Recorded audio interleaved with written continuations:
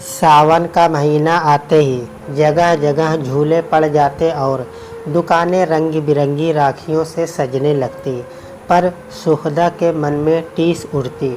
वह हर बरस राखी खरीदती और राखी पूनों के दिन मन मसोस कर अपने रबड़ के गुड्डों को राखी बांध देती। उसकी आंखें भर आती। पल्लू से आंखें पोंछते हुए बुदबुदा उठती। तुम नहीं माने रंजन, मैं तुम्हें कैसे मनाऊं। फिर बचपन के दिन उसकी आँखों के आगे नाच उठे। वह एक बार रूठ गया था पर जल्द ही मान गया था। हुआ यूँ था कि उसे जन्मदिन पर गिफ्ट में एक प्यारी सी गुड़िया मिली थी। वह रंजन ने तोड़ दी तो अपने अल्हड़पन में वह रंजन से नाराज़ हो गई थी। उसने भी गुस्से में आकर रंजन का पेन तोड़ दिया। दोनों में मुहवाद होने लगा। रंजन ने कहा, गधी कहीं की। सुखदा ने कहा, तू कौवा। थोड़ी ही देर में दोनों एक दूसरे की चीज़ें फेंकने लगे। सुखदा तैश में आकर बोली, मेरी पेंसिल दे जो तूने ली थी। मैंने तुझे संतरे की गोली नहीं खिलाई, कौवा कहीं का। माँ ने बड़ी मुश्किल से दोनों में बीच बचाव करवाया।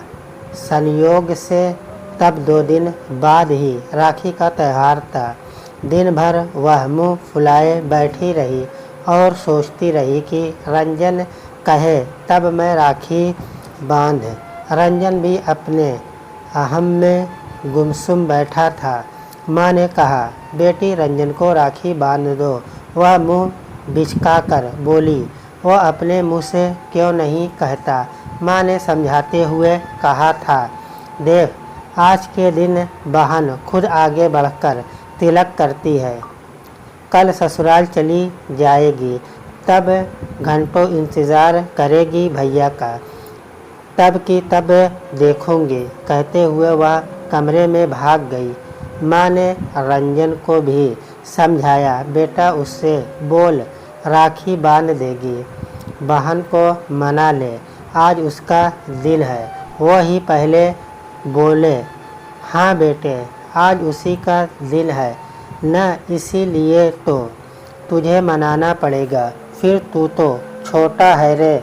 सुखदा भी बेचैन थी कि आज उसका प्यारा भाई सुबह से बिना राखी की कलाई के घूम रहा है। सब सहेलियों को राखी खरीदते देख उसे भी भाई पर लाड आ रहा था, लेकिन मन में ठसक थी। पहले वो बोले। जब दिन चढ़ने लगा और बुआ जी घर आई, तब उन्होंने रंजन को डांटते हुए कहा, अरे पगले, तू तो किस्मत वाला है कि तेरी कोई बहन है और तू है कि अपनी ऐंठ में बिना राखी के घूम रहा है। उनसे पूछ जिनके कोई बहन नहीं है। तब वो आया और ऐंठती आवाज़ में बोला, चलो राखी बांध दो। सुखदा तो जैसे तैयार बैठी थी। सुबह से ही सजा कर तैयार रखी थाली उठाकर वह झट से ले आई। रंजन के ललाट पर टीका लगाया और राखी बांध दी थी। इस बार रंजन ने उसे एक गुड्डा दिया जिसकी शक्ल रंजन से मिलती थी। इस कारण सुखदा को बड़ा प्यारा लगा वह गुड्डा। शादी के बाद भी वह उस गुड्डे को अपने साथ रखती थी और उसे ही राखी बांध देती। लेकिन अब उसे रूठे 15-16 बरस हो गए। जाने कब तक नाराज़ रहेगा।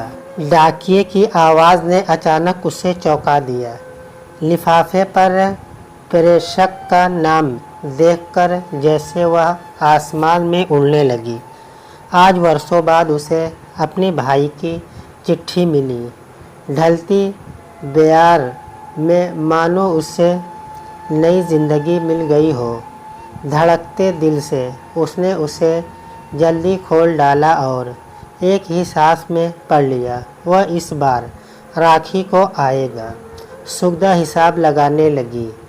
आज 11 है, बीच में 12, 13, 14 और पूनों को तो राखी है। फिर वह चिट्ठी को उलट पलट कर देखने लगी और जांच करने लगी कि कितनी तारीख को चिट्ठी लिखी गई, डाक की मुहर कितनी तारीख की लगी है और कितने दिन बाद उसके पास पहुंची है। लेकिन डाक खाने वाले आजकल ठीक से सील भी कहाँ लगाते हैं। वह अतीत में उतरती चली गई। घर में दोनों भाई बहन और अम्मा बाबूजी, 4 लोगों का सुखी परिवार था। अचानक माँ का स्वर्गवास हो गया तो घर में सन्नाटा पसर गया। वैसे तो वह अपने भाई से 3 बरस बड़ी थी, पर अम्मा की मृत्यु के बाद तो जैसे छोटा सा रंजन ही उसकी माँ और उसका दोस्त बन गया। सुगदा का ब्याह उसी ने तय किया तो शादी का जिम्मा भी पिताजी ने रंजन पर ही डाल दिया। उसने भी उसे बखूबी निभाया। सुगदा की शादी के समय विदाई करते वक्त युवा हो चुके रंजन ने छलाती आँखों से इतना ही कहा था, मैंने अपनी तरफ से खूब अच्छा घर और वर दोनों ढूंढे हैं, इससे ज़्यादा अच्छा मैं नहीं कर सकता था। सुगदा भौकारा मार के रो पड़ी तो रंजन ने उसे समझाया था, पति राम प्रसाद के यहाँ खेती किसानी होती थी। ससुर 3 भाई थे और अच्छी खासी ज़मीन थी। वे अच्छे रसूखदारों में से थे। गांव में उनका दबदबा था। चौपाल पर उनकी ही बैठक जमती। पूरा गांव उनका कहना मानता था। धीरे धीरे चाचा ताऊ अलग हुए तो ज़मीन के भी टुकड़े हो गए। कुछ दिन तक तो रामप्रसाद की गृहस्थी संयुक्त रूप से चलती रही, पर जब छोटे भाइयों के विवाह हुए तो जल्दी ही घर के साथ साथ ज़मीन भी बढ़ती चली गई। संयुक्त परिवार की ज़मीन का जो बड़ा भूखंड था वह छोटे से ज़मीन के टुकड़े के रूप में रामप्रसाद और सुगदा को विरासत में मिला।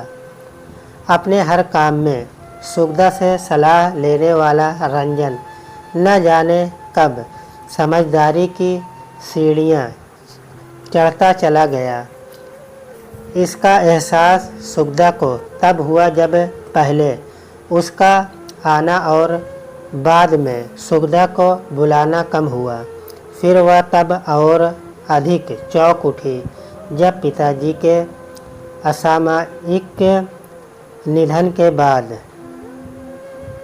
संपत्ति पर अकेले अपना पूरा अधिकार जमाने के उद्देश्य से उसने तहसील के दफ्तर में अर्जी दी, जिसमें पिताजी की इकलौती संतान के रूप में रंजन का ही नाम बताया गया था।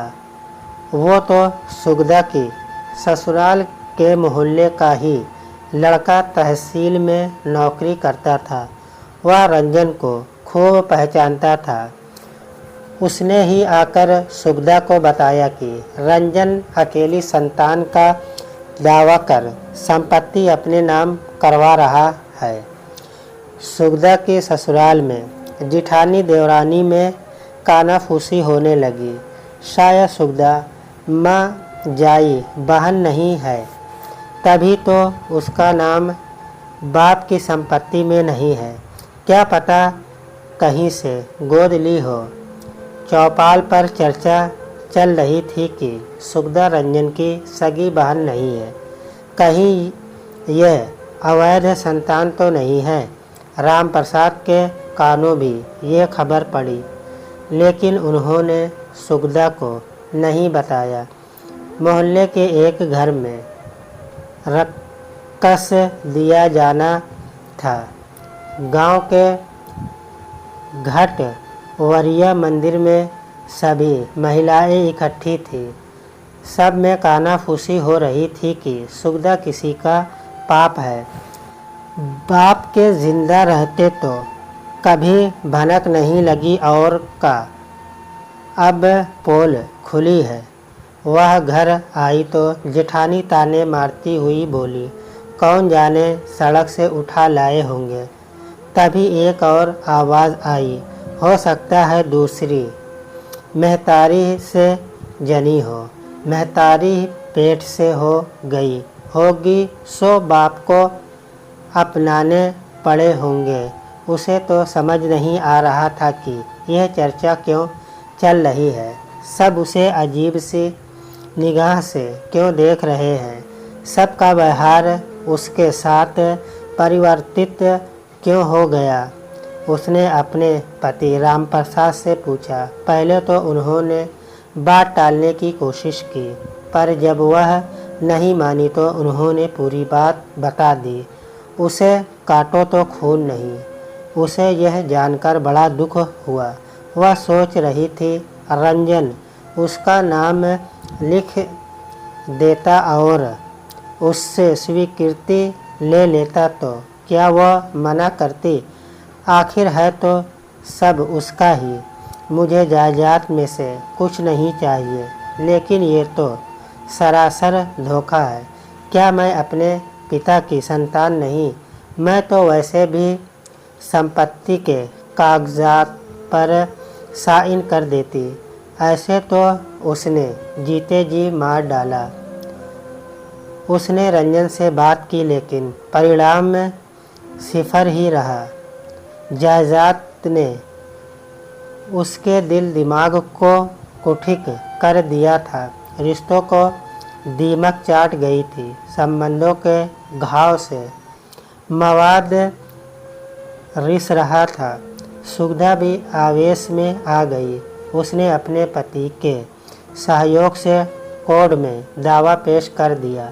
आखिर वह अपने अधिकार को कैसे छोड़ सकती थी। जायदाद उसे नहीं चाहिए थी, लेकिन पिता के नाम की पहचान भी उससे छीन ली जाए, ये उसे कतई सहन नहीं था। कोर्ट का फैसला हुआ। संपत्ति में उसे भी हिस्सा मिल गया। उसे आज भी अच्छी तरह याद है जिस दिन कोर्ट का फैसला हुआ था। उस दिन रंजन ने कहा था, रिश्ते के सारे बंधन आज टूट गए। सुनकर सुखदा अवाक रह गई। उसने गिड़गिड़ाकर रोते हुए रंजन से कहा था, मेरे भैया सब तुम्हारा है। मुझे ज़मीन नहीं चाहिए। मैं तो पिता की संतान बनना चाहती थी। मेरी ससुराल वाले कहते थे मैं अपने पिता की औलाद नहीं हूँ। तुम मेरे भाई नहीं हो। यह सब प्रमाणित करने के लिए ही मैंने दावा किया था। तुम्हें नहीं पता मैंने कितनी जलालत सहन की है। मुझे अवैध संतान माना जाने लगा था। वह रोती रह गई थी, लेकिन रंजन निर्मम चेहरा लिए घर चला गया। उस बरस रंजन ने राखी के त्यौहार पर उसे नहीं बुलाया। रक्षाबंधन का दिन आने पर वह खुद राखी बांधने जाना चाहती थी। पति ने मना भी किया कि बिना बुलाए नहीं जाना चाहिए। तब सुगदा बोली थी, आज ही का दिन तो ऐसा है जिसमें बहन बिना बुलाए भाई के घर जा सकती है। सुगदा स्नेह भाव के साथ रंजन के घर पहुंची।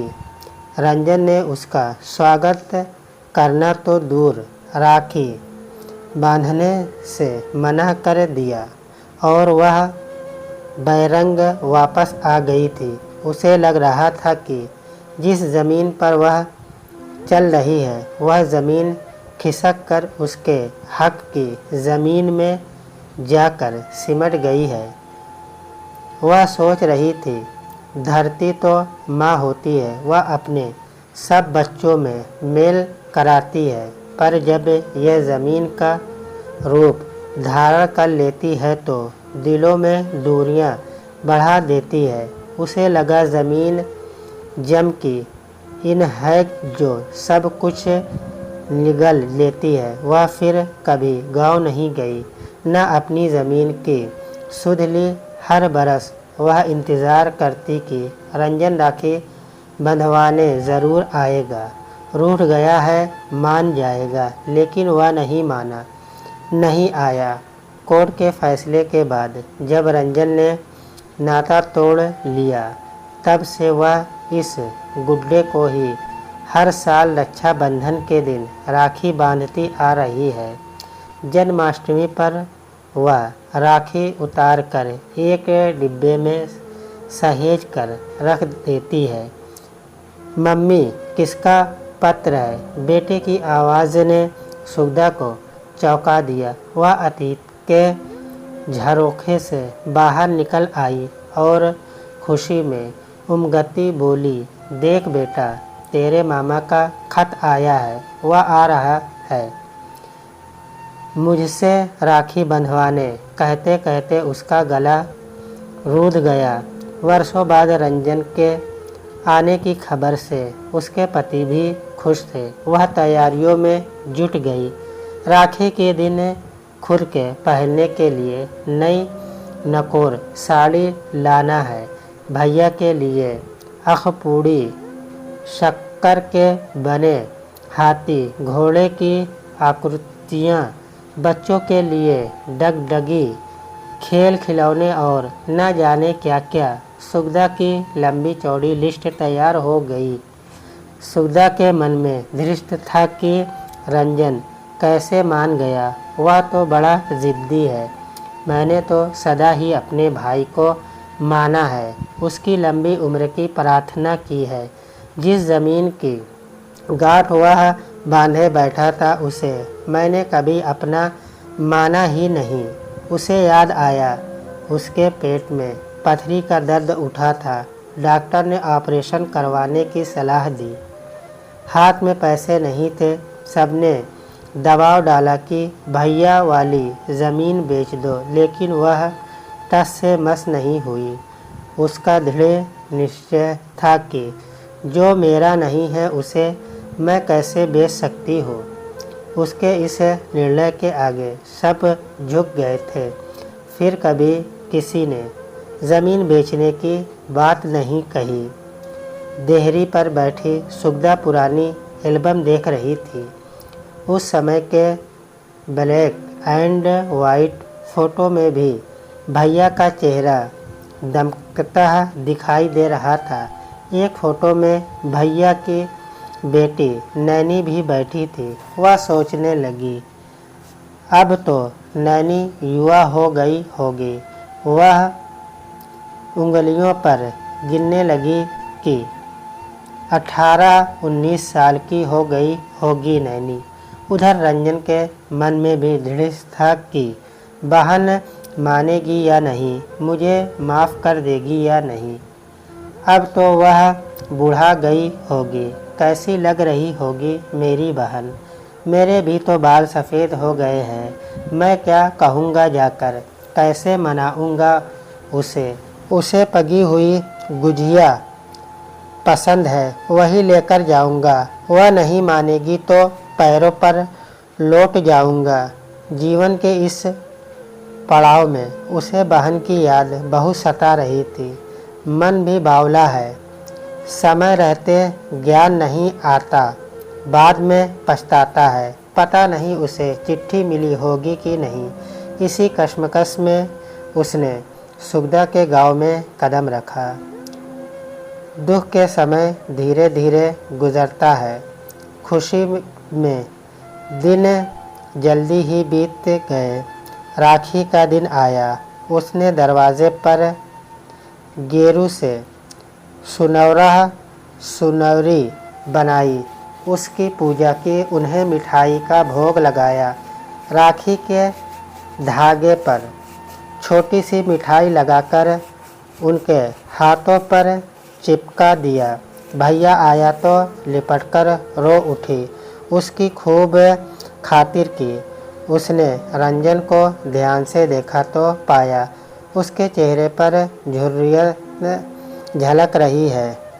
रंजन ने अपने प्रति सुखद परिवर्तन देखकर सुगदा समझ नहीं पा रही थी कि कारण क्या है। सुगदा के मन के भाव समझकर वह पास आया और हाथ पकड़कर रोते हुए कहने लगा, दीदी मुझे माफ़ कर दो। तुमने तो सिर्फ पिता का नाम पाने के लिए कोशिश की थी। यह मुझे बहुत दिन बाद समझ में आया। मुझे मालूम है तुम्हारी ज़िंदगी में खूब उतार चढ़ाव आए, लेकिन तुमने ज़मीन को हाथ तक नहीं लगाया। लेकिन आज मेरी ही बेटी जायदाद में से हिस्सा मांग रही है। तब मुझे लगा कि तुमने जो किया था वह गलत नहीं था, इसीलिए आज माफ़ी मांगने चला आया। सुखदा अवाक थी। दूज का बदला तीज ने ले लिया था। रंजन अपने आंसू पोंछते हुए बोला, चलो जल्दी से राखी बांध दो। सुगदा को महसूस हुआ छुटपन में जब उसने कहा था चलो राखी बांध दो, और आज के चलो जल्दी से राखी बांध दो, दोनों वाक्यों में अंतर है। आज शब्दों में अनुनय है, क्षमा की याचना है, प्यार भरा निवेदन है, छोटे होने का हद है, जबकि पहले शब्दों में वाक्यों में हर क्रिया प्रतिक्रिया में अभिमान भरा था। सुगदा ने कहा, पहले हाथ मुंह धोकर खाना तो खा लो। वह हाथ पकड़कर पटे तक ले गई, अपने हाथों से थाली परोसकर लाई और उसे भोजन कराने लगी। इसी बीच उसने घर परिवार का पूरा ब्यौरा ले लिया, अपने घर के भी किस्से सुनाए। उसकी आवाज़ में अजब सा उत्साह था। सुगदा आज भी बचपन की तरह जल्दी से पहले जैसी थाली सजाकर ले आई। उसने अनामिका उंगली से रंजन के माथे पर गोल बिंदी लगाई, अंगूठे से उसे ऊपर तक तिकोन आकार देकर खींचा, चावल माथे पर चिपकाए और कुछ चावल उसके सिर के ऊपर से पीछे फेंक दिए। राखी बंधवाने पर रंजन ने शगुन जेब से निकाला तो सुगदा ने दृढ़ता से मना कर दिया और नारियल के साथ एक छोटा सा बॉक्स देकर बोली, अभी तक तू मुझे देता आया है, आज मैं तुझे कुछ देना चाहती हूँ। तू मुझसे छोटा है ना, मना मत करना। स्तब्ध और व्यंग रंजन ने बॉक्स खोला। उसमें कुछ कागजात और राखियाँ रखी थी। वह कुछ पूछता उससे पहले सुगदा बोल पड़ी, इसमें वो राखियाँ हैं जो इतने वर्षों से मैंने अपने गुड्डे को बांधी थी, तेरी कलाई समझकर। और ये कागजात उस ज़मीन के हैं जिसने बहन को भाई से अलग कर दिया था। कागजात लौटाते हुए रंजन बोला, नहीं दीदी, इन पर तुम्हारा हक है, मेरा हक तो मुझे मिल गया। पहले ये सौगात मेरी तरफ से अपनी बेटी को दे देना। पहले कहते कहते सुगदा रंजन के गले लिपट कर रो पड़ी।